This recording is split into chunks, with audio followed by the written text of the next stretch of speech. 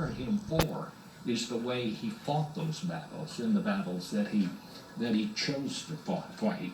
He was by every measure a great man, a man of great courage, and a man whose example was something all of us can learn and take away from him. Picking up on what Bob said about the example, it was threaded throughout the day, it was a tribute to him and all of those qualities Bob just so beautifully put.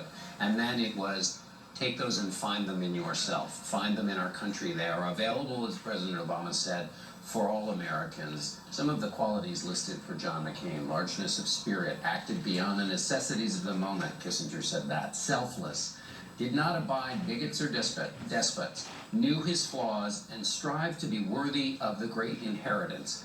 This was a service about John McCain, but it was also about that inheritance, that everyone in public life has an inheritance to keep, and those standards that McCain tried to dedicate himself to are a part of keeping that standard.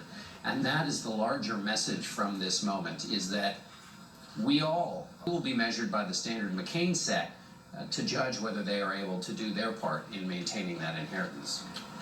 Kissinger said at one point, the last great gift gave America, talking about countering the tribal partisanship and personal attacks in politics. Joe Lieberman referenced that, his dear friend. There was so much anti-Trump subtext in this, it essentially became the text. And beyond the words of the eulogy, the readings, the music, the people chosen to be here was all the senator's decision. He was the executive producer and managing editor of his own funeral. How lucky to be able to do that.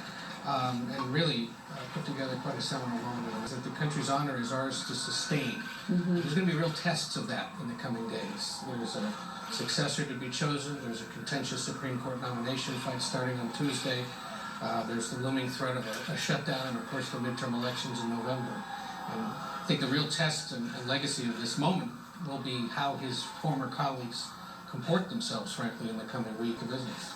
A line George W. Bush repeated throughout his eulogy: call to action in many ways.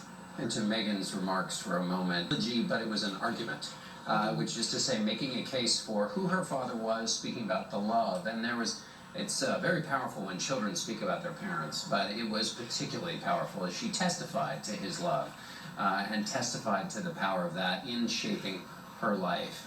And then she had that very strong line: America does not boast because she has no